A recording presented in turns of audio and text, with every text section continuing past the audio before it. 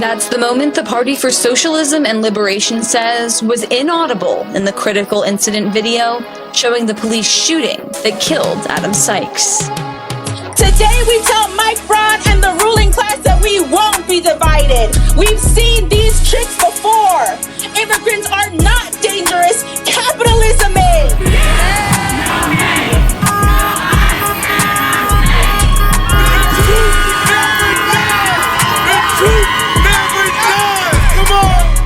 Welcome to Naptown People's Radio, a weekly podcast brought to you by the Indianapolis branch of the Party for Socialism and Liberation. I'm your host, Dani Abdullah, and I'm here with my comrade and co-host, Derek Ford. We're here to guide you through the pressing issues facing Indianapolis from the perspective of our people, not our oppressors. And as organizers involved in these issues, we're not just talking about the news, we're making it happen. So today we sit down with Stephen Lane, and in memory of Adam Sykes, who was killed by IMPD a year ago on February 25th, 2025. Lane discusses the investigation that Adam's mother, Nikki Schumper, conducted to find answers and justice for her son, which IMPD was not willing to give her. And Lane talks about his role as well in assisting Nikki in that investigation. But before we sit down with Stephen, Derek is going to update us on what's going on in Naptown during the Naptown Breakdown. What's going on, Derek? Well, first off, it's great to see you, Dani, and be back on the show with you because it's been a minute. I feel like we've been just missing each other. But yes. There's three things I want to cover real quick because I am anxious, to get to Stephen's interview because that is such a kind of unprecedented victory when the police released their edited version and like the next day we released the real version. Yeah. I think, obviously major news related to ICE, which has a country's attention and opposition, is an immigrant who is being detained at Miami Correctional Facility died. And it's the first death at a maximum security prison since they started housing detainees for ICE. Lor Sim is a 59-year-old Cambodian national, was pronounced dead on February 16th. And the IDOC, of course, declined to comment. There's no accountability for the IDOC whatsoever. And what's interesting is that very few media outlets are linking this back to the State Budget Committee approval of a request from the IDOC to invest $15.79 million in state funding to prepare Miami Correctional Facility for use in new federal immigration detention agreements. We clearly see that this has been in the works for a long time. Yeah. And there's been efforts to stop it. And that doesn't mean that we should stop those efforts, but it just means that, they got the money, but we got the power. And as we always say, we're not outnumbered, we're just out-organized. Absolutely. Second, the number of incidents where IMPD officers have intentionally fired weapons at our fellow community members dropped in 2025 compared to previous years, in which they were on a constant incline, basically. And nationwide, they still are, we should say. The IMPD recorded 8 officer-involved shootings last year, which is, of course, 8 too many. And I wanted to, kind of as a teaser for the next segment, really attribute that to Nikki's leadership and the the power of the people, ordinary, everyday, regular people who are directly impacted by this. Mm-hmm. Nikki came to us. We were like, all right, let's do it. And we started knocking on doors mm-hmm. and getting other footage. We knew that the cops had, but they weren't giving it to us. And so we at the in the PSL and I think broadly at the Liberation Center,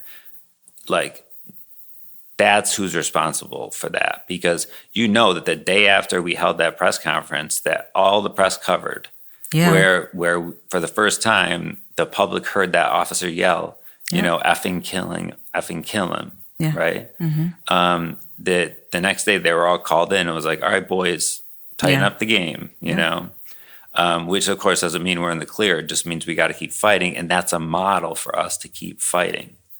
Right. Absolutely. Absolutely. And then, finally, to bring it I guess on the international, but also the national level and the local level, there is, of course, a increasing escalation in U.S. aggression against Iran, which is not new. It's been going on since 1979 when they overthrew the U.S. and British-imposed Shah, proclaimed self-determination and national sovereignty.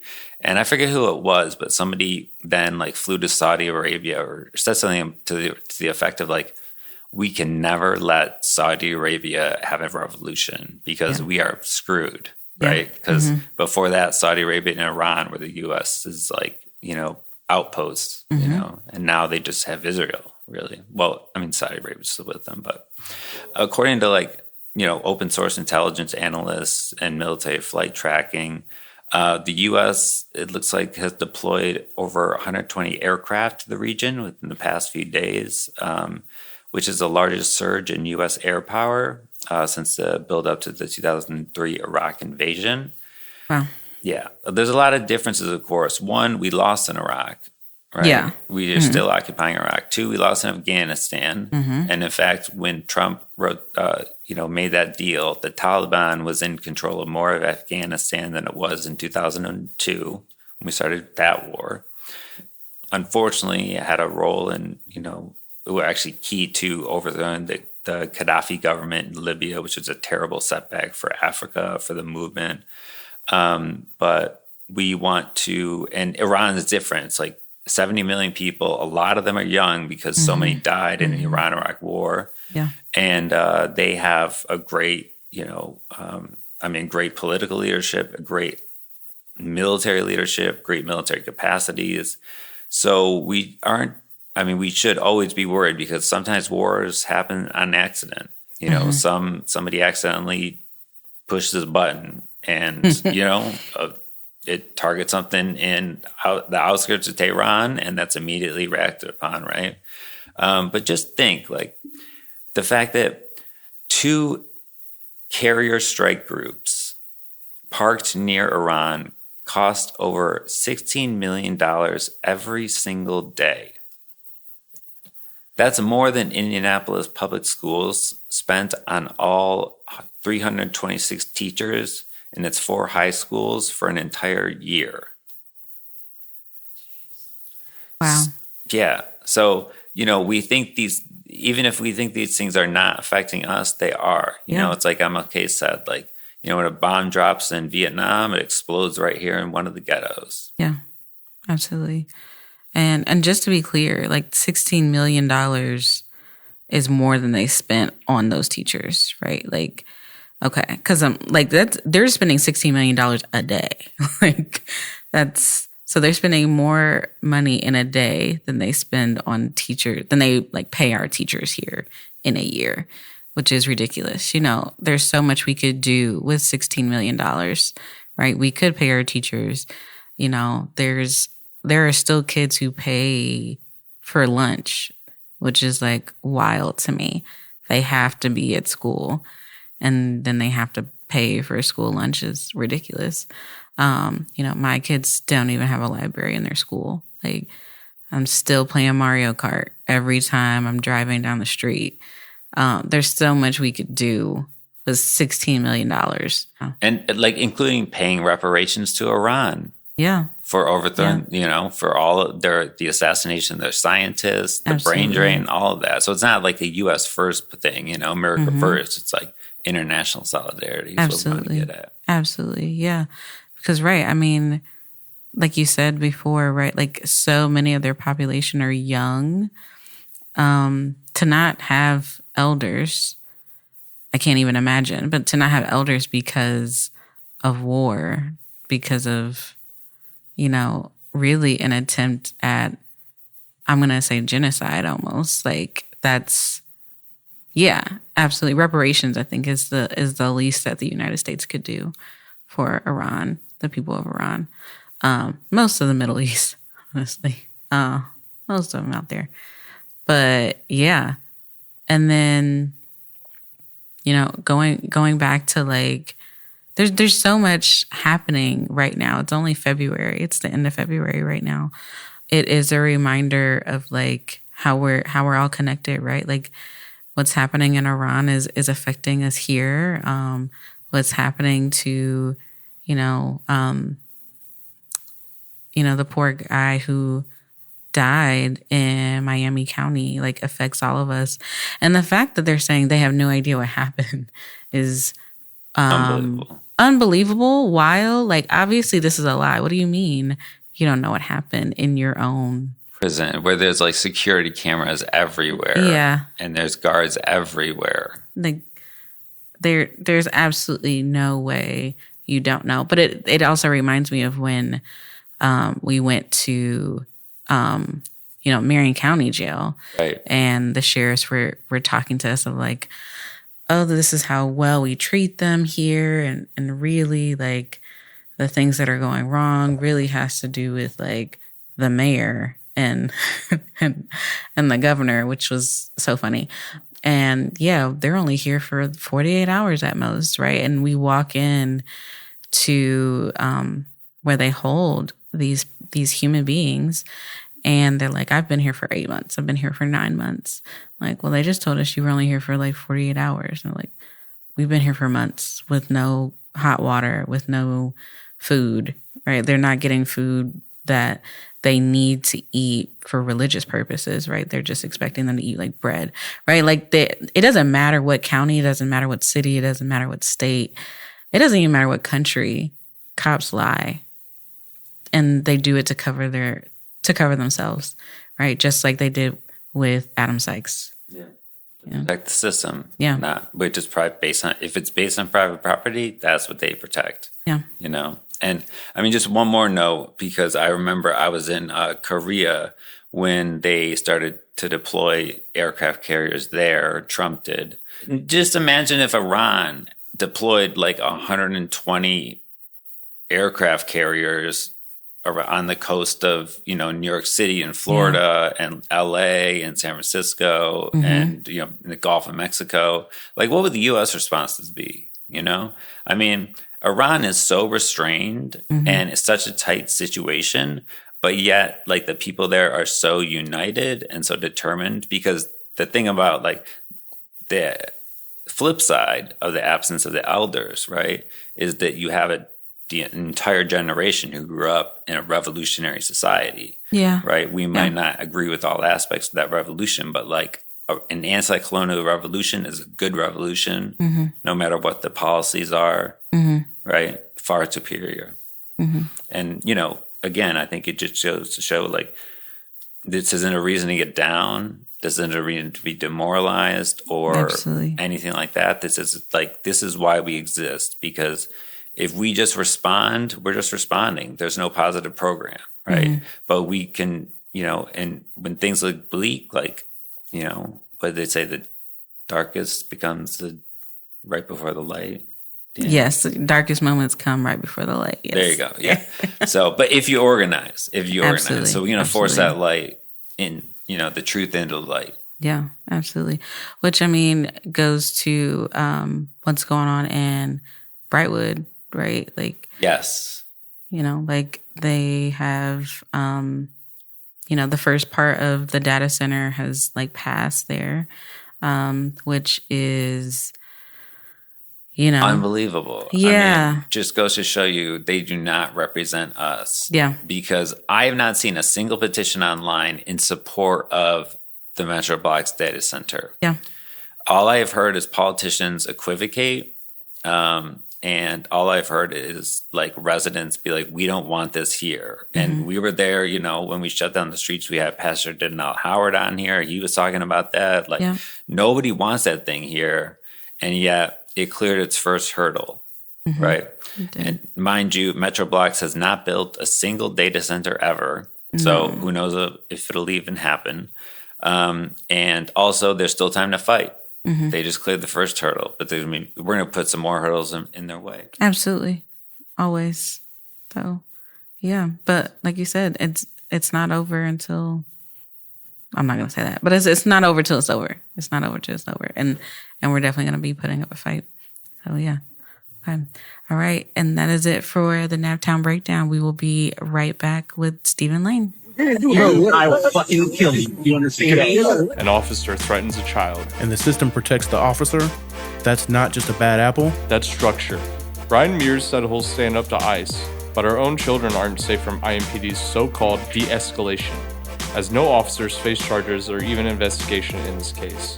The pattern of inaction is systemic, and now SB 76 expands the pipeline. SB 76 reinforces federal immigration enforcement with state power. State resources, state coordination, state money, even when communities say no. When local police and federal agents operate as one, accountability gets harder. Abuse gets easier. So what do? We document, we organize. We expose what they bury. Mask Off 12 tracks public records, pulling patterns of misconduct out from behind red tape. 11 officers were involved in that assault.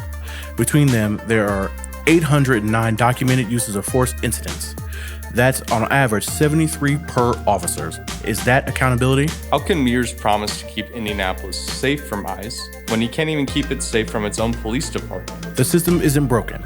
It's functioning, just to shield officers, bury patterns, and drown accountability. And if the system is being used to hide these patterns of violence, we will make them visible. State violence survives on silence. Break the silence. MaskOff12.com. And we're back with Naptown People's Radio. I'm here with Stephen Lane, and Stephen is not new to Naptown People's Radio, but in case you are, Stephen is an organizer with the Party for Socialism and Liberation, an organizer with the Indy Liberation Center, and is an archivist as well as a librarian. And Stephen is here because February 25th will be the 1-year anniversary since Adam Sykes was killed by IMPD officers. And so Stephen is going to be sharing a little bit about his work with the family, as well as kind of just what all has kind of gone into fighting for justice for the Sykes family. So welcome, Stephen. Welcome back. Hi. Yes. Thanks for having me back. It's good to be here. Yeah. We was just joking before we started recording that maybe we need to start sending invoices to Stephen, because Stephen, this is your third time on here, which is wild. I'm an NPR regular. You are an NPR regular. I enjoy it. Yeah. Well, we enjoy having you. We love you. We love Stephen. Okay. So kind of starting off a little general, you are one of the people who answers the phones for the center, and answering the phones just in general, what has that kind of taught you or shown you? What are the needs of the people in our city? Yeah. Answering the phones is an incredible experience for me, because I get to learn about, what people are going through all across the city. A lot of times people do call asking about programming coming up at the center. So it's always good to stay involved. I have to stay in the know of what's coming up so I can answer the phones and direct people accordingly. But occasionally I will get calls about people wanting to advocate for a family member that is incarcerated, or Leon Benson, who called in 2023 when he was getting out of jail and wanted to celebrate with us at the Indy Liberation Center. I also, picked up the phone when Nikki Schumpert called, Adam Sykes' mom. Those calls are rare, but I'm glad that we do get them, that people are starting to trust the center to help when a family member is a victim of police brutality here in Indianapolis. She called and she was saying that she asked around for support. And after her son was killed, she said she's been calling elected officials. She was calling the IMPD, trying to get, updates with no answers. She found out her son was killed by watching the news like everyone else. That's ridiculous. Yeah. Wow. And she was looking for help. She was looking for support. She's like, I've asked our elected representatives, got no answers. So I'm starting to look at grassroots organizations, and you guys came up in a search. So I decided to call, what can you help? What can you do for us? Wow. How can we help? I mean, and which goes to show a lot about our misleaders, right? Like, you know, Nikki is trying to get some kind of support, calling the people who, you know, the media or, you know, mainstream society would tell us, like, those are the people you need to reach out to. And those people are not assisting her. They're not following up with her, which is so disheartening. But it also shows a lot about who the kind of person Nikki is, because she didn't give up. Right? Like, she was like, no, somebody's going to help me help my child, you know, which is amazing. Nikki's amazing. If you've ever like heard her speak. Yeah. Incredible. She's such an incredible woman. Just very bright, very intelligent, and just very family oriented. Yeah. And she really cares about her kids. Like, just an incredible person. So Nikki is, you know, the Sykes family is not the only family who we have helped here at the center, right? So we have worked with the Harrell family, the Graves family, the Taylors, even Dr. Malika Cleary. And, you know, given these families and their grievances, what elements, you know, affect how people in this city seek and try to find justice? Mm-hmm. The elements that help us, or the elements that we offer, or? I think both, right? Like, so in the case of Nikki, right? Nikki was trying to go through the quote unquote correct avenues, right? Trying to, you know, seek justice, trying to get some kind of assistance for her child. The Taylors, right? Like, they found us also, but I think it was because of Nikki, is the way that they found us. And very similar to Nikki, they were like trying to find somebody to support them for like a year and a half, maybe 2 years or something like that, if I remember correctly, to no avail. You know, Dr. Malika Cleary, I mean, you have a lot of insight on that. Like, you know, these are all families who, you know, tried to seek help in ways that, you know, you would think mainstream media tells us would like help us, and did not find that. So, yeah, just shedding some light on what are the ways that people, I guess, quote unquote, normally try to seek justice, and how have these families been able to go about that? Yeah. So, you know, after someone is killed, usually it's up to the prosecutor to press charges.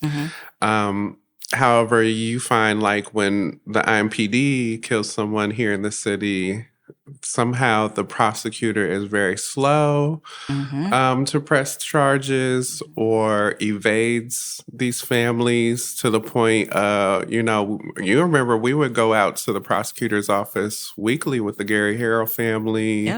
And a few other families that were victims of police brutality, and the prosecutor would just lock his door when we came. Sure would, and then lied about it. And then lied and did a whole lot of things to, you know, tell us that he wasn't gonna do anything for the families or press any charges against any of these police. And that's why we're still waiting years later for Gary Harrell. We're still waiting a year later for Adam Sykes' killer, Grant Snyder, to get charges on him. These avenues just really show that they're not available to a lot of working class people. So when that's the case, working class people will find the avenues available to where help is given. Absolutely. And so the Indy Liberation Center stands as that place currently here in Indianapolis where, you know, if you're having an issue getting justice somewhere, you're feeling the weight of oppression, and bearing down on you, and it's too much, and you need help, this is the organization. This is where people are organizing to fight back and to actually win a world that workers deserve.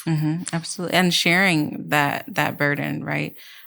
Because that can be such a lonely place to be in, is you're fighting and you feel like you're in this fight by yourself.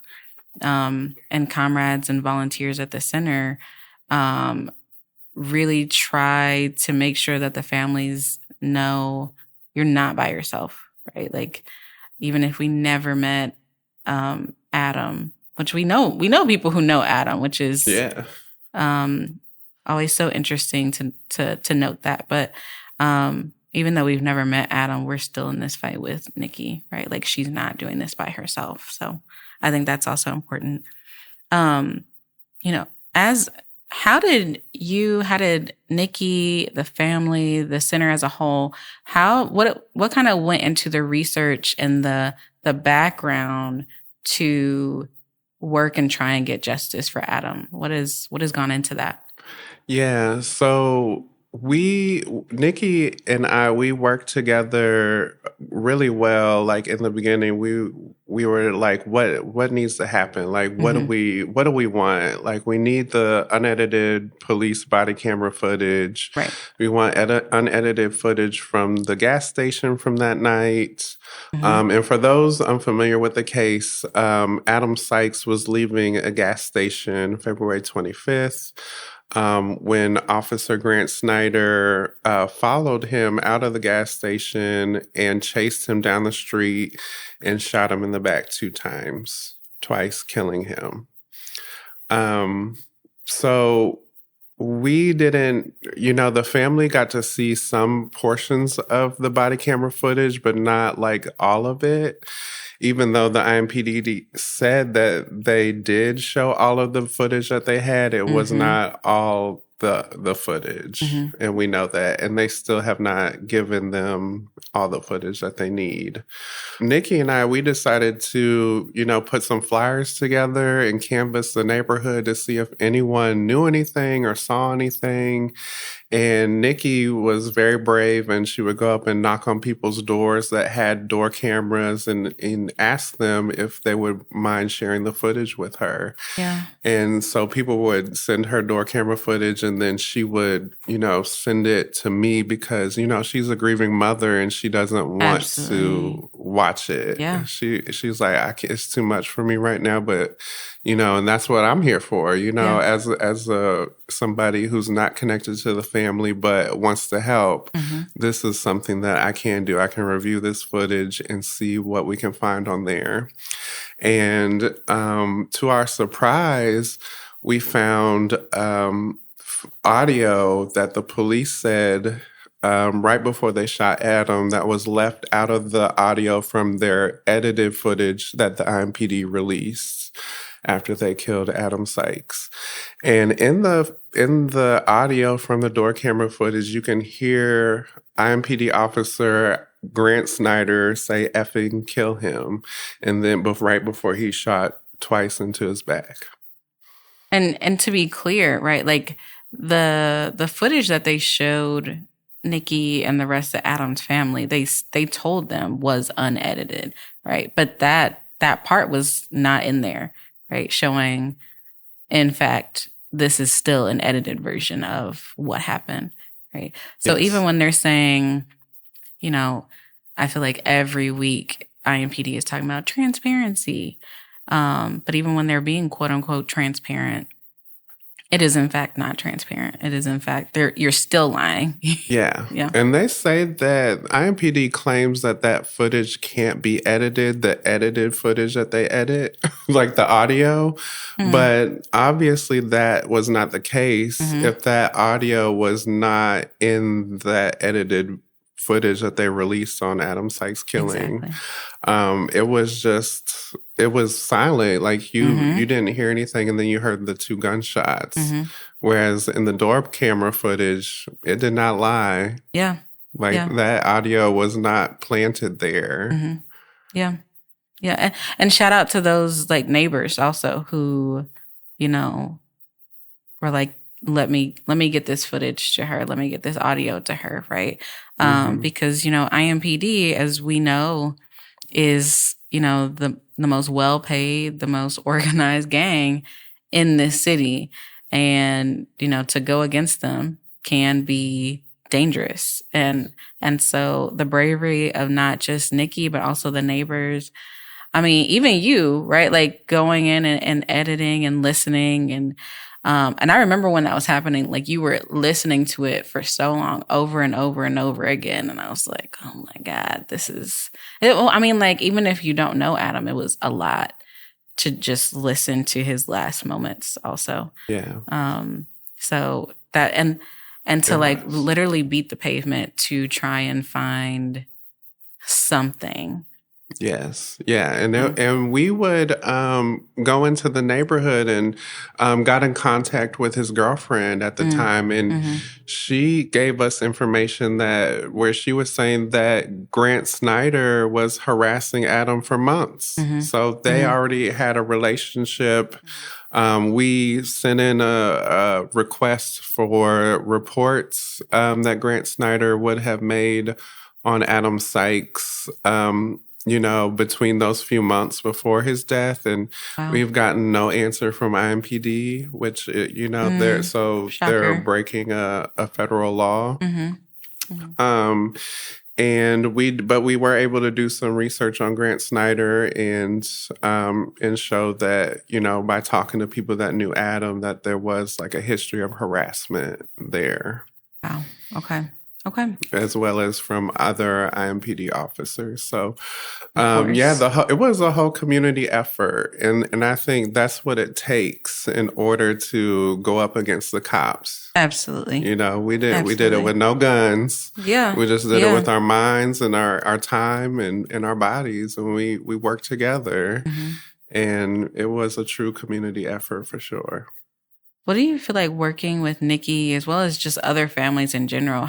What has this taught you about what mutual aid means?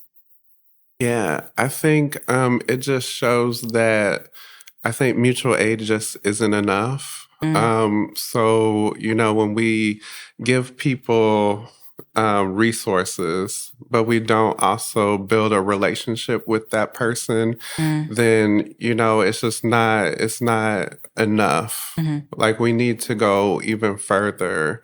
As we help people with resources or materially, we also have to help them politically develop ourselves to be able to call out injustices within our systems. And realize that they can be better. We can live in a better space. And we have to really work at building those connections with the people we work alongside. So, like Malika Clary, for example, I went over to her house last weekend. In her case, we've helped her over the years with her case, and we still maintain a relationship with her. And now she's helping me with a court case that I'm facing against Capital One. Oh, Lord. So, and it's it's kind of reciprocal in a sense, but you go into it not expecting to get anything in return, but you're just realizing, your struggle is my struggle. Attack on your son was an attack on a community member of mine. Absolutely. And that matters, and that needs to be addressed. So I think mutual aid just isn't enough. I think I like the term political direct aid because that's all about, relationship building, but also let's work on the politics so we don't have to keep doing this. Yeah. And I think also this is, my opinion, but I feel like a lot of times mutual aid gives like a savior kind of complex. A lot of the times, like, let me help these poor people. Let me help you because you're, less well off than I am or less privileged. Whereas, that political direct aid and what you were just describing indicates this is all of our struggles, right? Like this is your struggle is my struggle. And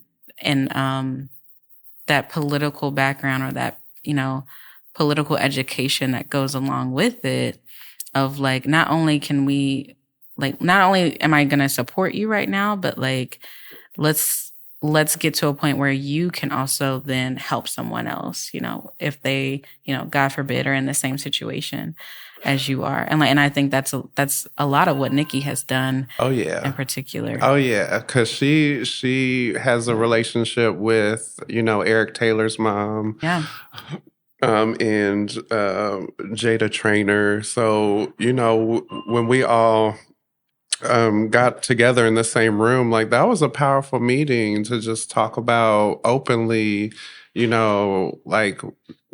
like what is justice? Like how do we get justice when the police brutalize us and the system protects them? Absolutely. And having those questions and those conversations was just really eye-opening for me. And Nikki is just such a great organizer and community person that she needs to be honored and celebrated in this city. Absolutely. I agree. What would you say, and you kind of alluded to it, but what would you say to families who have loved ones who have been killed by IMPD or, just the police in general? Because, this is not unique to Indianapolis. Police brutality is not unique to here. So what would you say to those people? Yeah, I would say if you have been attacked by IMPD or you know someone who was attacked by IMPD, definitely reach out to the Indianapolis Liberation Center because we have structures in place that can assist and support you in seeking justice. And, we recognize that it is a long struggle. It is a difficult struggle, but it is one that is worthwhile and one that we can win, especially when we get more families that know about the center. I really, and push this out. Everybody push this out. I really want the Indianapolis Liberation Center to be a household name here in Indianapolis. Absolutely. Everybody Absolutely. should know that the center is here for whatever struggles y'all are going through, anything that y'all are experiencing in the city that you feel that needs to be addressed, give us a call. Yeah. And we can offer support. We can offer resources or direct you to the resources that are available. We want to be that place of support for ourselves here in the city. Absolutely. Because, if we don't show up for each other, then who else will? That part right there. Absolutely. Nikki, Nikki is obviously grieving, right? She only lost her son a year ago. And in her grief, one of the things, and I just learned this not that long ago. So she does line dancing classes, which I knew she was doing that, but I didn't realize she had picked it up after Adam had been killed. And in a way, this is her, like, helping her with her grief. How has art, in the past, and how can art help us in the healing process? Yeah. And I'm asking you that one because you're like super artsy, but also like you've done work with the with the gallery here at the Indy Liberation Center. You do so much artistic work in the city in general. So, how can art help us in the healing process? I like that question, and I also want to throw in history because Nikki is from a neighborhood where I just got a job to research in this neighborhood. I'm a part of a neighborhood on the south side called Norwood, which a lot of the descendants from the Norwood neighborhood are descended from the Black troops from the Civil War. So I think like the people in Norwood being descendants from Civil War soldiers, like those people know how to fight and defend themselves. Absolutely. And I think that was passed down throughout the generations in Norwood, which is why they were able to survive being surrounded by, all white neighborhoods that weren't always friendly to them, but they were still able to survive and thrive. And a lot of the elders, lived to be in their 90s in Norwood. So it's a really special neighborhood that she's from that I think nurtured her and kind of built that fighting spirit and character within her that I don't think is unique to just Nikki in the neighborhood, which is amazing Yeah. about that neighborhood. But the neighborhood is very tight knit. There's not a lot of neighborhoods where you feel that closeness when you go to Norwood. And they put on weekly line dancing classes that has a great turnout every week. And it is so much fun to just dance and, you know, not have to think, but just be in community together and just laugh and have fun and Absolutely. and show everybody how bad a dancer I am. I don't think that's true. I don't think you're that bad of a dancer. Well, thank you. I don't. No. I can stay on beat. There we go. Yeah. That's all that matters. Yeah. That's all that matters. I think, you know, there's something to be said about, there's like a ongoing joke with like Black people and amongst other Black people, like Black people don't take nothing seriously. But it's not that we don't take anything seriously. It's not. It's just that, you know, specifically when I'm talking about Black people, I'm talking about, you know, new Africans. I'm talking about African Americans. And like, and this is not to be said about people throughout the diaspora, because I feel like that's something we got in common. Black people don't really take nothing seriously, but it is a coping mechanism, right? Like it's a way. It's not that we're not serious about it. It's like you sometimes you have to find the joy and the humor in life, right? And like that is revolutionary as well. To be able to dance, even though, you know, she's grieving, to be able to laugh, to be able to be in community with others, even though we're grieving, even though we're being attacked and all these things, because if we don't have joy, if we don't have laughter, if we don't have community, then really, like, what are we fighting for? No. Yeah. And we can't let them take our joy, and we won't. We refuse to. Absolutely. Yeah, I had a friend visit me from Chicago, and we were driving around, and he was like, nobody in Indianapolis looks happy right now. Like, nobody's smiling. And then we get to my neighborhood, which is Hallville, right? And the first people we see are a couple getting out of their car, and they're just laughing. And I was like, that's not true. Look. Yeah. There's still joy in this city. And it's in a lot of these neighborhoods. Like, you may not see it so much downtown, but you'll see it in the neighborhoods. Like, people are outside, people are in the parks, people are getting together for cookouts and hot chocolate right now and bonfires. Yeah. I was about to say, also, it's cold outside. Like, that's not fair. Come back in the summer when we can be outside. It was in the summer when that happened. Okay. Yeah, that's an old story. Okay. But still, yeah, people, we out here, like, we're enjoying each other, you know, like, definitely. I mean, there's definitely, and it depends on where you go. That's so funny you said that about downtown. Yeah, people are getting off work. They're not laughing right now. Yeah. Wait till they get home. Wait till they get around their people. and then you'll see the laughter and all the things. That's so funny. Exactly. Oh my God. Okay. How do you feel like listeners can show solidarity? And what does support from the community? What support from the community really matters? Is it petitions? Is it, sending money? Is it protests? Like, how can people show up, and where can they show up? Absolutely. I think people can show up in a lot of different ways. Like, if you know of an IMPD officer has done somebody wrong, you can research them yourself. You can look them up on our site that we put out, maskoff12.com. Yep. And so you can, and then type in the officer's name, and any kind of infractions on their record will come up. Or you can reach out to the Indianapolis Liberation Center phone line or email at info@indyliberationcenter.org. And let us know what's going on. Like, let us know if you are having an ongoing issue or an issue with an officer of the law, quote unquote.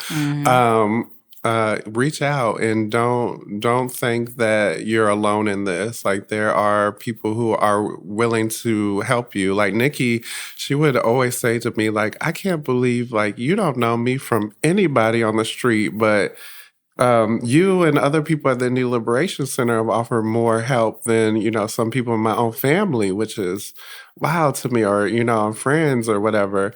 And, that's just what we do. Like, that's what we train for. Like, we train each other on becoming community organizers.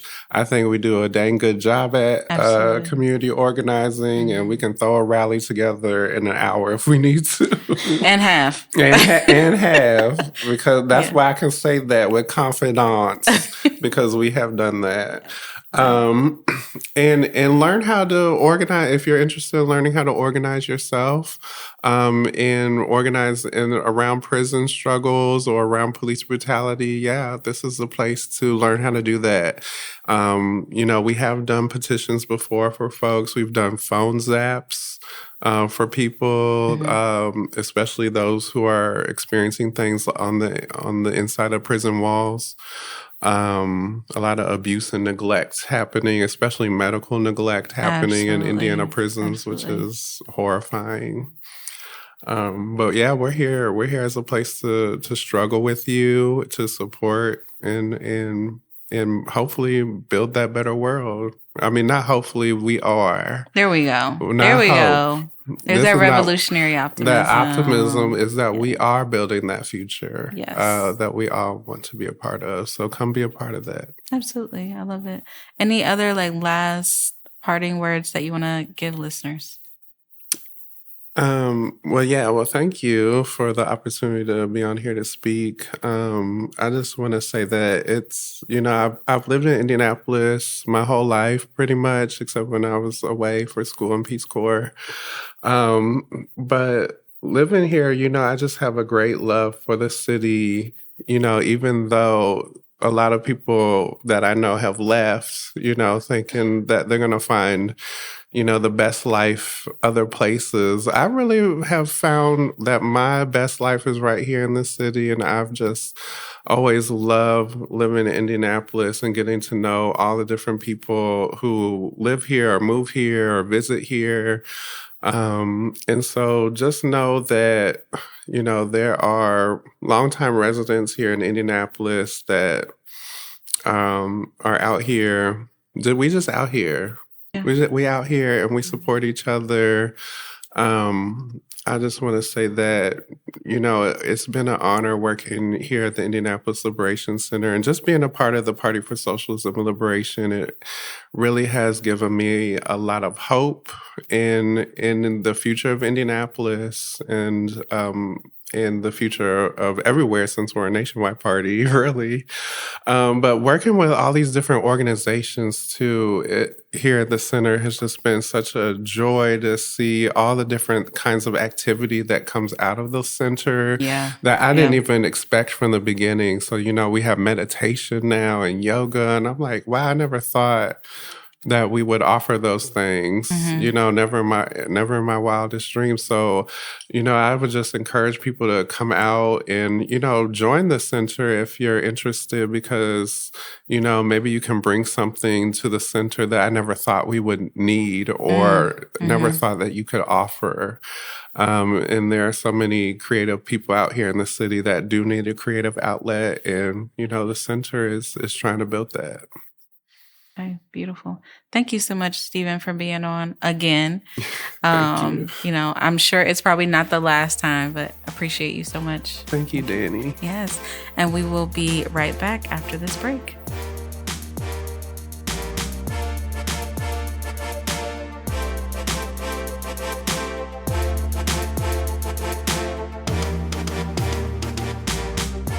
And we're back on Naptown People's Radio.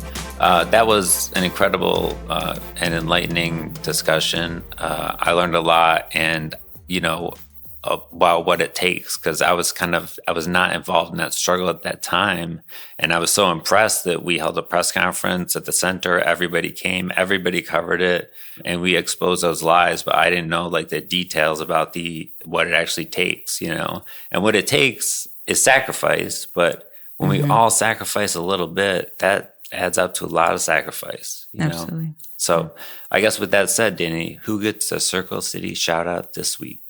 All right. So today's Circle City shout out goes to Gabriela Mojica. So Mojica is a self-taught Mexican-born artist, and an 18-year resident of Indianapolis.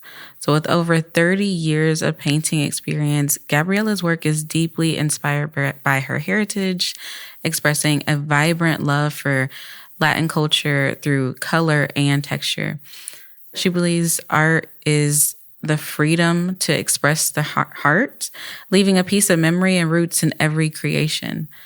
Recently, Mojica had an event here at the Indy Liberation Center with our Fonseca-Du Bois Gallery, in which attendees not only learned how to make pinatas, but were able to transform a beloved tradition into a powerful tool for justice by creating ICE officer pinatas, which I am super hype about. I thought that was like the coolest idea. That's one of the coolest ideas, I think. Because it was. That was one of the coolest ideas we've ever had here. So I love that. People were able to shape paper, paste, and purpose into symbolic pieces against ICE terror. Every strip of color carried intention. Every piñata carried a piece of our collective hope. But this is just the beginning. The piñatas created in this workshop are headed for our upcoming community actions. And, there's a place for everyone in this movement, whether you're an artist, you're an ally, or someone ready to stand up. Your hands are needed in this movement too. So if you would like and you weren't able to come out for that, you can still come and beat up a piñata ICE officer. I got to be specific there because I don't want nobody trying to sue me. But a piñata ICE officer, you can beat one up. Gabriela, again, I know I say this on the Circle City shout out all the time, but, again, she's a wonderful reminder that, regardless of what your talents are, regardless of what you think you can do, standing up for our people, standing up for our community looks different for everyone. What are your talents? What are you good at? What do you enjoy? What do you love? And that, be creative. That can be used to stand up for our community and to make a difference. So, shout out to Gabriela Mojica for being amazing and creative and bringing that to the Indy Liberation Center.